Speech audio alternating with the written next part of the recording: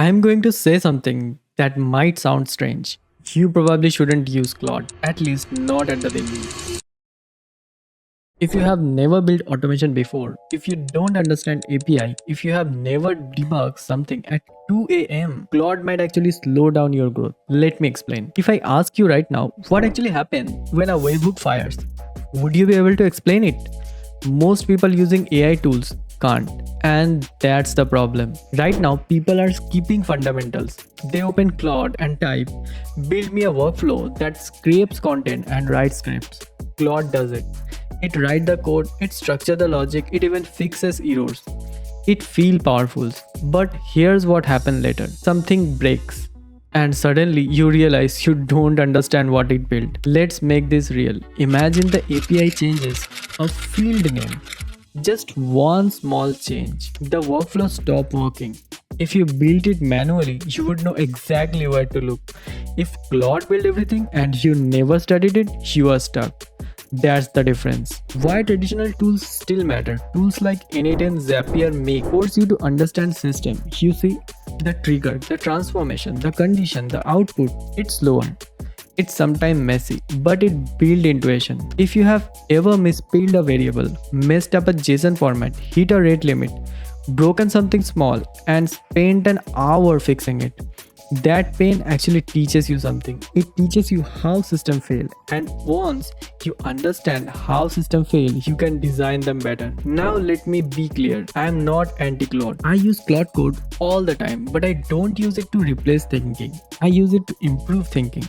That's a huge difference. Instead of asking, how do I get Claude to build this? Ask, how would I design this if Claude didn't exist? If you can't answer that question, you are too early. That's the checkpoint. Here's how I use it. Claude is my architect. It helps me break goals into steps, identify edge cases, structure logic, design data flow, think through error handling. It's like working with a very fast senior engineer, but I still understand the system. But there's always a trade-off, speed or control. Claude gives you insane speed. Manual workflow gives you control. The real move, use both. Here's what I recommend. Step 1. Design in Claude. You describe your goal.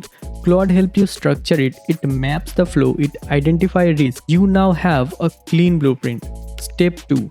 Implement in N8. Why? Because N8 gives you visual clarity, logs, monitoring, reliable triggers, easier production control. Now you understand what's happening. Let's fast forward 6 months. Something fails. In the hybrid setup, you know where data enters, where it transforms, where it exits. You are not guessing, you are debugging with understanding, and that's the power. Now, there are cases where you should go fully agentic. If you are prototyping, testing ideas, building internal tools, exploring AI workflows.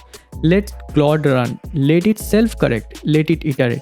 Speed matters more than perfection here. But if your automation makes money, run client systems, handle sensitive data, need 99% uptime, you don't want blind automation, you want structure. That's where something like N8 become important. Not because Claude is bad, but because visibility matters. This isn't Claude versus no code. It's understanding before delegation. AI should amplify skill, not replace it. If you skip the learning phase entirely, you build on weak foundation. Here's simple rule. If you can explain your workflow on a whiteboard without AI, then you are ready to use Claude. If you can't, build manually first. Break things, fix things, then bring AI in. Claude shouldn't replace your brain, it should extend it. Learn orchestration, understand system, then use AI to scale. That's how you avoid dependency and still move fast. If you want, I can make a full breakdown where we design a workflow in Claude, then implement it step by step in N8. So you see the hybrid stack in action. Let me know in the comments what you want next. And if this made you rethink how you are building automation, that's the point.